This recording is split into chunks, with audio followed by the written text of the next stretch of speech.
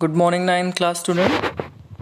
So, uh, this is your civics, chapter number 2, and we left some days ago to topic number 2.3, making of the Indian Constitution. A very interesting topic. Then the path to Constitution and the Constituent Assembly. You will know how Indian Constitution was made, who were the people, what is Constituent Assembly, मतलब हमने उसको constituent assembly ही क्यों कहा, members लेके, ऐसी बहुत सारी चीज़ें हैं। कोशिश हमेशा ये रहनी चाहिए मेरी तरफ से भी और आपकी तरफ से कि आप जो भी चीज़ें पढ़ते हैं क्लास के टाइम पे, तो कोशिश कीजिए चाहे भले ही एक दिन में एक छोटा सा टॉपिक हो, ठीक, बट वो क्लियर होना चाहिए फर्स्ट ऑफ ऑल। दूसरी चीज़, आपके नोट्स प्रॉपर होने चाहिए, और इन सब के बाद आपको हर एक चीज़ एक कहते हैं ना, एक समराइज़ होना चाहिए टॉपिक को लेके, तो वो होना चाहिए। यानी कि जो आपका एक्सप्लेनेशन है या जो आपके मन में उसको लेके जो एक्सप्लेनेशन है वो कंप्लीट होना चाहिए, ये चीज़। तो छोटा सा टॉपिक लेके हम इसीलिए चलते हैं क्योंकि ऑनलाइन स्टडी में सबसे बड़ी प्रॉब्लम ये है कि हम बहुत घंटों तक मोबाइल के आगे रह नहीं सकते, और मुझे रखना भी नहीं है। छोटा सा क्लास हो बट बेहतर क्लास हो और उसको प्रॉपरली आप समझें, ये एक अच्छा मेथड है। और दूसरी चीज़ ये है कि बहुत से स्टूडेंट्स ऐसे हैं जो अब तक के कनेक्ट नहीं हो पाए हैं। मैं उम्मीद करता हूँ कि वो मुझसे भी कनेक्ट हों, हम सब एक दूसरे से कनेक्ट हों, आपकी जो प्रॉब्लम्स क्वेरीज हों वो सामने रखें। वरना आफ्टर दैट लास्ट ईयर के बच्चे भी बहुत परेशान हुए थे, और मतलब ये अच्छा नहीं लगता है कि आपको उस चीज़ के लिए बार बार टोकाया रखा जाए, जब आपके स्कूल की तरफ से, आपके टीचर्स की तरफ से सारी चीज़ें प्रॉपरली मिल रही हैं, तो आप उन चीज़ों का अच्छे से फ़ायदा उठाइए, अपने अच्छे से मेहनत कीजिए, ये ज़रूरी है। बहुत क्लासेस नहीं होते हैं। मैं नहीं देखता हूँ कि किसी के माँ बाप ये चाहते हो कि मेरा बच्चा दिन में 3-4 घंटे भी ना पढ़े। उसके बाद आप खेलिए, टीवी देखिए, छत पे जाइए, बाहर अगर कोई स्पेस है तो खेलिए, भीड़ भाड़ वाली जगह मत जाइए, अपना एंटरटेन कीजिए, टीवी देखिए, घर में सब लोग दूसरे के साथ खुश रहिए, ख्याल रखिए। यही तो वे है कि जब इस तरह की कठिनाइयाँ आती हैं तो लाइफ हमें कैसे जीनी है, ये हार्ड टाइम हमें यही तो दिखाता है कि हम कैसे हैं। So I think you get my point what I want to tell you, all of you. Okay, so let's start. Last time हमने आपको ये बोला था कि इस तरह की जितनी भी फेमस पर्सनैलिटीज़ हैं, आप एक या तो नोट्स से पहले लिख लीजिए, नोट्स के बीचों बीच में लिखिए, इससे कोई फ़र्क नहीं पड़ता है रियली। आपको बताऊं क्यों? क्योंकि आप इनके बारे में जो कुछ भी लिखेंगे पॉइंट्स के उसमें, इनके वर्क के बारे में, इनके डेट ऑफ बर्थ, हर चीज़ के बारे में, तो वो भी ऐसा नोट्स की तरह ही तो आएंगे। जब भी 1 मार्क क्वेश्चन टाइप इस तरह की चीज़ें आएंगी, तो ये जितनी भी पर्सनैलिटीज़ हैं, ऐसा नहीं कि इनको हम छोड़ देंगे एग्ज़ाम में, या ये चीज़ का आप ध्यान रखें ना, क्लास टेस्ट में या पीडी टेस्ट होंगे उसमें किसी में नहीं छोड़ेंगे हम। तो इसलिए ज़रूरी है कि आप इन चीज़ों से अपने आप को प्रिपेयर करते रहें, ठीक है। अब हम अपने इंडियन कॉन्स्टिट्यूशन की बनने की कहानी की तरफ बढ़ते हैं। कुछ स्टूडेंट्स नए हैं, आई होप कि मैं उन्हें अच्छी तरह से समझा पा रहा हूँ और उनको किसी तरह की प्रॉब्लम नहीं हो रही है। वो मुझसे बेझिझक मैसेज कॉल करें, बेटा कोई ऐसी दिक्कत नहीं है, मुझे अच्छा लगेगा कि आप मुझसे कनेक्ट होंगे। आप मेरे लिए उतने ही ओल्ड हैं जितना कि मेरे लिए कोई ओल्ड है। आप मेरी बात समझ रहे हैं ना? मेरे क्लास में आप सबके लिए उतना ही स्पेस है जितना किसी अदर के लिए होता है। तो आप अपने आप को ये ना फील करें कि सर ने हमें अपने आप से कनेक्ट नहीं किया, ऐसा तो आप बिल्कुल ना समझें। Okay, like south Africa, India's constitution was also draw under very difficult circumstances means परिस्थितियाँ, कि हमने देखा है साउथ अफ्रीका अपने एक बहुत बड़े स्ट्रगल से होकर गुजरने के बाद उन्होंने इस चीज़ को ख़त्म किया कि भेदभाव होना चाहिए, डिस्क्रिमिनेशन होना चाहिए। वहाँ उन्हीं ब्लैक लोगों ने उन वाइट लोगों को अपने साथ बैठा के कॉन्स्टिट्यूशन लिखा, जो वाइट उनके साथ भेदभाव कर रहे थे, गलत तरीके से कर रहे थे। ये सोचिए बड़ी बात है। ऐसी हमारे इंडियन कॉन्स्टिट्यूशन की बात आएगी। The making of the constitution for a huge and diverse country like India was not an easy affair. सब जानते हैं कि जब भी कोई बड़ा देश हो, बड़ा परिवार हो, अलग अलग लोगों की पसंद हो, अलग अलग उनके गोल्स हों लाइफ को लेके, तो आप खुद सोच के देखिए इतना डाइवर्स कंट्री अगर इंडिया है, वो भी इतना बड़ा है, और हम उस टाइम इतने पढ़े लिखे सब लोग नहीं थे सोसाइटी में। हमारे नेताओं के ऊपर, हमारे पूर्वजों के ऊपर कितनी बड़ी जिम्मेदारी थी कि हम क्या बना के दें ऐसा कि हमारा देश तरक्की की रास्ते पे आगे बढ़े। At the time, the people of India were emerging from the status of subject to that of citizens। और ये उसी वक्त की कहानी है कि जब हम लोग एज ए सिटीज़न, नागरिक, वरना इससे पहले तो हम गुलाम की तरह ट्रीट किए जाते थे ब्रिटिश के टाइम पे, की तरह उभर के सामने आ रहे हैं। The country was born through partition on the basis of religious differences. अच्छा, हम भी जानते हैं बेटा कि रिलीजियस डिफरेंस, धार्मिक भेदभाव के नाम पे देश के बंटवारा हो गया। मुस्लिम लोगों ने अपना कंट्री मांगा तो वो उधर चले गए, यहाँ से बहुत से लोग छोड़ के वहाँ चले गए, वहाँ से बहुत सारे मुस्लिम के साथ साथ हिंदू छोड़ के इधर आ गए। सबके हिसाब से, अपने नज़रिए के हिसाब से अपना सब काम कर रहे थे। This was a traumatic experience for the people of India and Pakistan. और ये उनके लिए सबसे भयावह है। ट्रामेटिक होता है ना, डरावना एक तरह से, जो बहुत क्या कहते हैं, एक ऐसी स्थिति से गुजरे जहाँ की लोगों की हालत बहुत ख़राब हो। उस ख़राब स्थिति से इंडिया और पाकिस्तान के लोग गुज़र रहे थे। आगे देखते हैं, लिखा हुआ है कि किस तरह का डिस्क्रिप्शन मिला है। At least 10 lakh people were killed on both side of the border and partition related violence. आप चाहे हिंसा की बात करें, धर्म के नाम पे भेदभाव की बात करें, एक दूसरे की नफ़रत की बात करें, उस टाइम 10 लाख से ज़्यादा लोग मारे गए थे दोनों तरफ से। अब आप सोच सकते, अंदाज़ा लगाइए आप, ये 75 ईयर्स पुरानी बात है। There was another problem. The British had left it to the rulers of princely states to decide whether they wanted to merge with India or with Pakistan or remain independent. ये problem थोड़ा सा acute थी। Reason क्या है?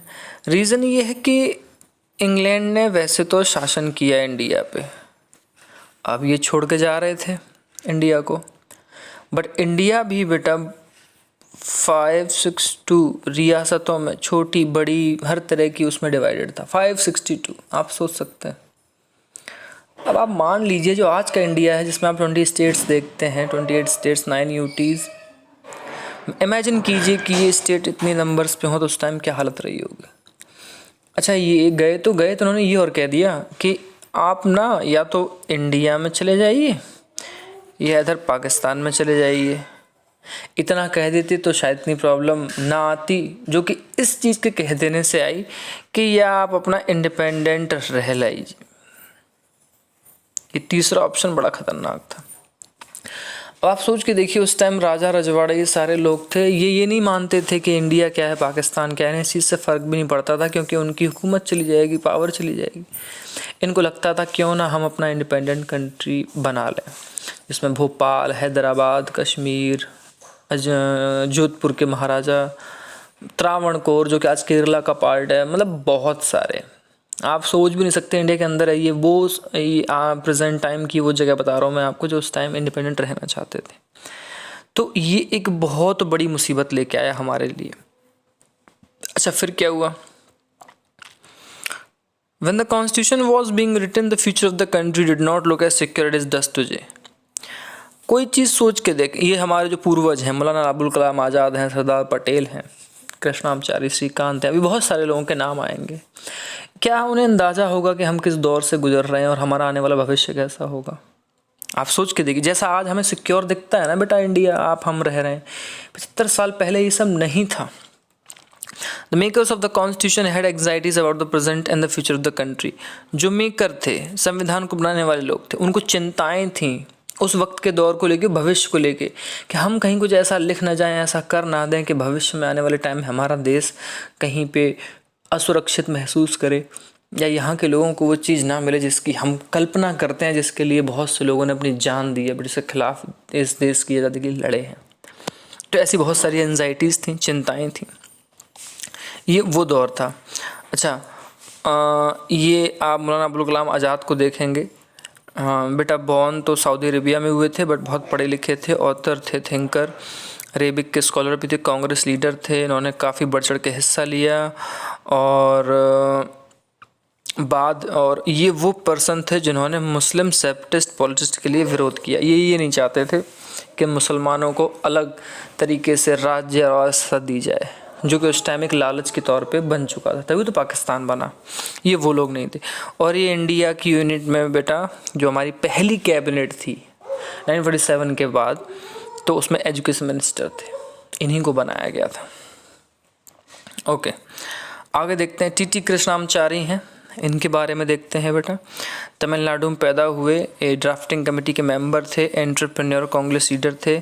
बाद में ये cabinet में फाइनेंस मिनिस्टर बने। ठीक, अब चलते हैं द पाथ टू कॉन्स्टिट्यूशन। अब हम बेटा संविधान, कॉन्स्टिट्यूशन, एक ऐसी बुक जिसमें लॉ, नियम, कानून, कायदे, रूल्स मेंशन है हर एक के लिए, पूरी कंट्री के लिए। पावर्स का डिवाइडेशन कैसा होना चाहिए बताया गया है, टैक्स पॉलिसी कैसे होनी चाहिए बताया गया है, चीफ मिनिस्टर से लेके सरपंच कैसे चुनना है बताया गया है। ये वो बुक। अब उस बुक को बनने का क्या रास्ता था, उस टाइम क्या क्या चीज़ें हो रही थी, आप ज़रा ध्यान दें। Despite all these difficulties there was one big advantage for the makers of the Indian constitution. हम कठिनाइयों के बारे में पीछे से बात करते आ रहे हैं, क्या कठिनाइयाँ थी उस दौर में। अभी हमने जो पीछे डिस्कस किया 3 मिनट पहले, अनलाइक साउथ अफ्रीका, जैसे साउथ अफ्रीका में थी, they did not have to create a conscience about what democratic India should look. मतलब एक प्रॉब्लम सबसे बड़ी ये भी थी ना, जब हमारे यहाँ लोग पढ़े लिखे नहीं होंगे, अदर चीज़ों से जूझ रहे होंगे, हम ये कैसे महसूस कर पाएंगे, ये कैसे एक वातावरण बना पाएंगे कि डेमोक्रेटिक इंडिया कैसा दिखना चाहिए। ये वही बात होगी ना कि घर में सब लोग कंप्यूटर या लैपटॉप चलाना जानते नहीं हैं, और आप डिजिटल इंडिया की बात करने चलो, कुछ ही लोग जानते हैं, तो सिर्फ उन्हीं को उनका फ़ायदा मिलेगा, सबको तो नहीं मिलेगा। तो ये उस तरह की बात थी। अब आगे क्या था जरा देखें तो, much of this conscience had evolve during the freedom struggle. और इस तरह की जो चेतना थी, जो इस तरह की भावना थी हमारी, ये फ्रीडम स्ट्रगल के टाइम पे भी थी। वो लोग जो गरीब हैं, मज़दूर हैं, किसान हैं, महिलाएं हैं, आदिवासी हैं, दलित हैं, उनकी तरफ से भी कोई इस तरह का संज्ञान नहीं था भाई। जैसे आज भी आप देखते हैं प्रॉब्लम्स हैं हमारे साथ, तो वो सब उस टाइम पे भी तो थी, उस टाइम और भी भयंकर थी। Our national movement was not merely struggle against the foreign rule. हमारा स्ट्रगल सिर्फ इसलिए नहीं था कि हम अंग्रेज हम पर आक्रमण किए हुए हैं या हम पे राज कर रहे हैं, हमें उनसे ही लड़ना है। हमारे लिए स्ट्रगल इस चीज़ से भी था कि जो हमारी कंट्री को ट्रांसफॉर्म करना है, हमारी सोसाइटी को बदलना है, और पॉलिटिक्स को इसको रिजुविनेट करना है, इसको सुधारना है, इसको फिर से खड़ा करना है, वो बहुत बड़ा चैलेंज था हमारे लिए। ये ठीक वैसे ही है जैसे कि भूकंप आया और बेटा भूकंप में आपका घर टूट गया।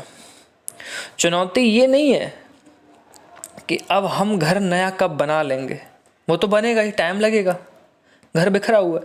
बट चुनौती ये भी है कि घर में अगर छोटे भाई बहन, बूढ़े, माँ बाप या दादा दादी और भी लोग, हम उनको तब तक कहाँ रखेंगे, शरण कहाँ देंगे, खाना पीना, स्कूलिंग विस्कूलिंग, मेडिकल, हर चीज़ की रहन सहन कैसे व्यवस्था करते हैं।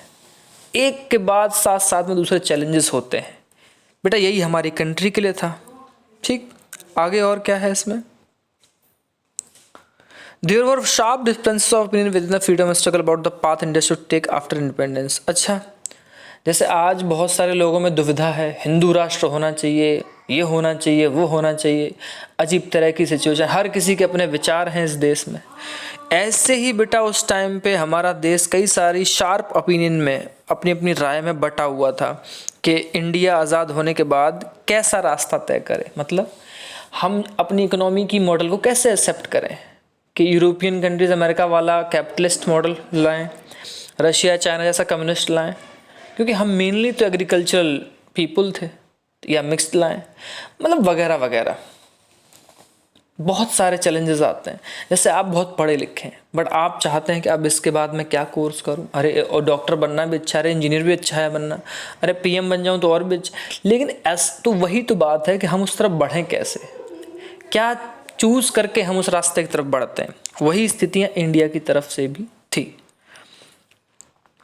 ओके, अब बाद में आप देखेंगे कि इस तरह की जो डिफरेंसेस आज भी मौजूद हैं, yet some basic idea had to come accepted by almost everyone. और ऐसे बहुत सारे कानून कायदे या बातें होती हैं, इस पर सब लोग आपस में सहमत हो ही जाते हैं।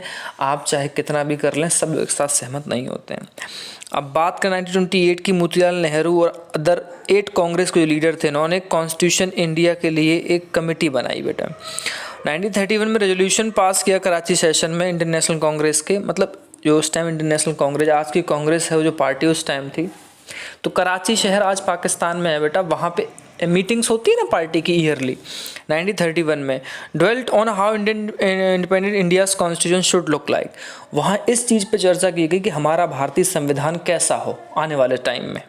इतने टाइम पहले से वो चीज़ें बेटा शुरू हो चुकी थी। आप थोड़ा डेट पे ध्यान रखें, डेवलपमेंट होने में कितना टाइम लगता है किसी एक चीज़ को बनने में, विकसित होने में।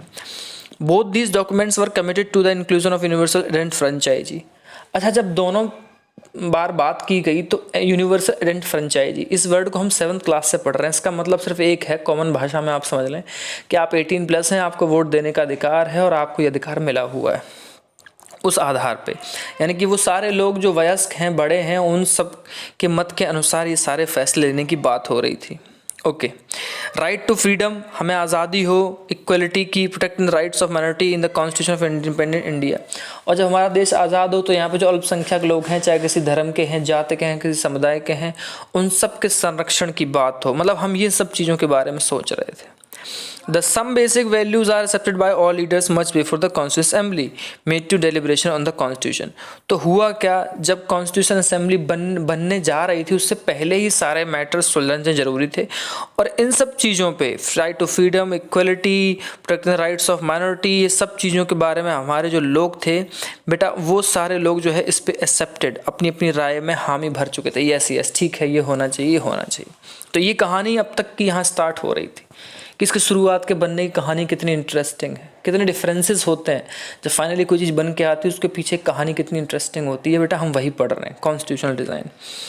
ठीक है, तो हम थोड़ा आज के लिए इतना ही रखेंगे क्लास।